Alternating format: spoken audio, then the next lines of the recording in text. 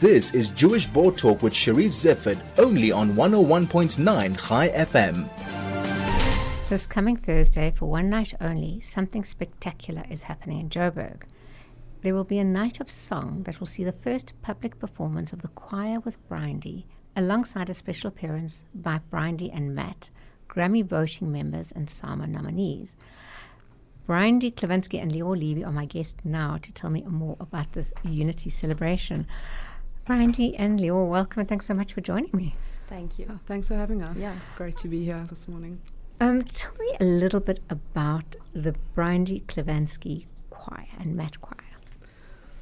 So I've been directors of a few different choirs over the years, but I've never formally started my own choir.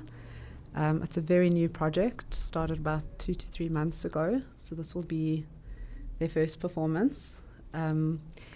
The choir is comprised of girls and women from the community, all different ages. We have girls from age 10 to women, Much older. And yeah, it's very exciting, and it's been wonderful to see their growth and development over the last few months. And I'm excited to have the opportunity for them to perform and for the community to come and see them for the first time. You call it unity and harmony, and what is your intention? What was your intention?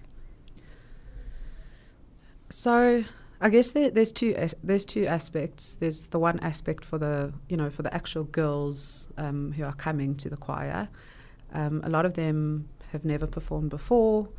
Some of them never sang professionally before, and it just gives them a new space to have that kind of outlet. And I wanted them to have the opportunity to perform, with world-class facilities. We're having, an amazing sound guy who I work with for our shows. So, I'm pushing them out like first time. Something like, I didn't realize we're going to have to perform. Yeah, I did mention it, that was, I do feel that that's something for them to look forward to, so that the practices have an end goal. And then for the rest of the community to have something to come and see. It's a women's only event, and there's a whole bunch of amazing musicians that I feel very privileged to have to come in, who are going to be performing, including Sharon Spiegel-Wagner, Laurie Strauss, Yael Benjamin, and others. All names very well known in the community, absolutely talented artists. Yeah, I feel very lucky that they can be coming, and I think the women in the community are in for a real treat. But isn't it nice, though, to have our community support each other in such a meaningful way? Definitely. I feel it has been, the response to the beginning of this project was amazing. I kept on having to make more auditions. It was one set, and then there were more girls, and such an enthusiasm for this project. So I realized that it's very, very much needed. And we do have, we have, like Linda Zolberg did this amazing production, and there are productions, but what I am excited about this project is the consistency, the meeting weekly, and that's what's hard about it. It's not always fun and games every week, and now it's tiring, it's close to the show. But I think for me to know that there's now a space for anyone who wants to sing, no matter how they sing, or if they've been professionally singing, but if they want to be there. And I think a lot of it it's not only about how they sing, but it's also about their upliftment almost.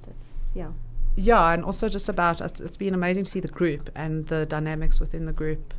It's a lot of it's like a very random mix of girls from all different, it's like you said, like a unity project almost. Right. So it's not only about just being you could be very musical, and if you're not committed and not coming and having the consistency, it also doesn't work out. So there's a balance. Yeah, I was going to say, how do you find the balance between enthusiasm that makes up for lack of talent? These girls seem like they're passionate about music. I would say majority of them, if not all of them, are very much amateurs, like you said, haven't performed before.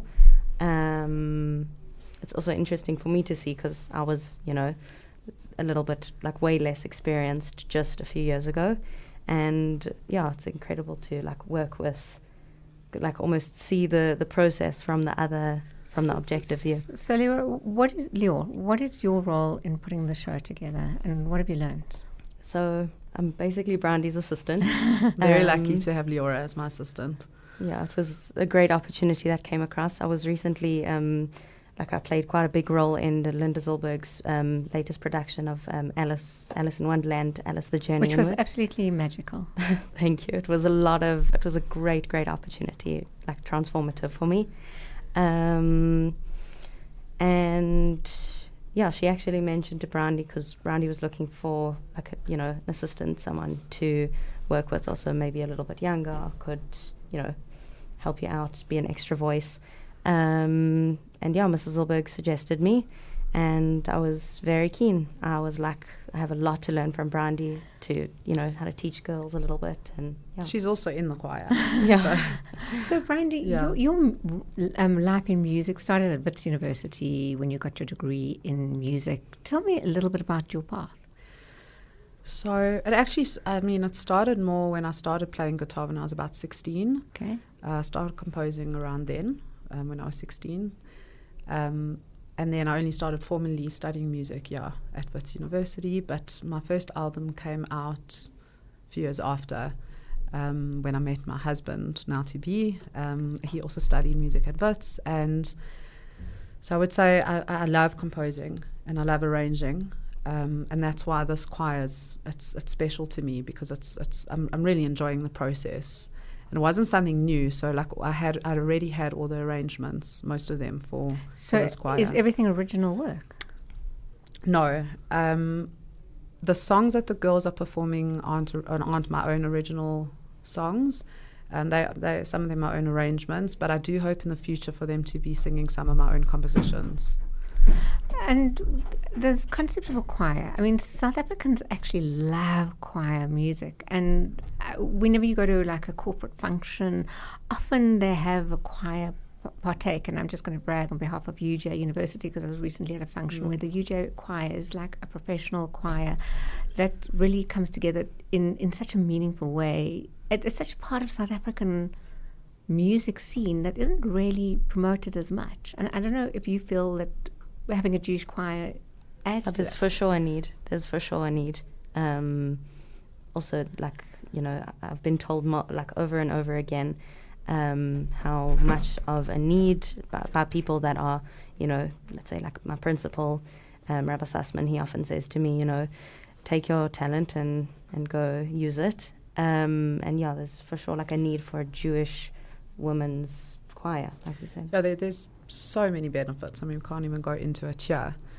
But just the emotional benefit, being part of a team, being part of a group, can be difficult maybe for some girls who, there was some interest of, highly musical, talented girls and women, but they felt I have to be in a group. And then, there are rules, there is a routine, and you are part of a group. But it's quite amazing to see how every single girl and woman, no matter how musical they are really all contributing, and I really do believe it. I'm not just saying it. I do see when there's some girls not there, it makes a difference, and they all are adding to it. They're all adding in their own way.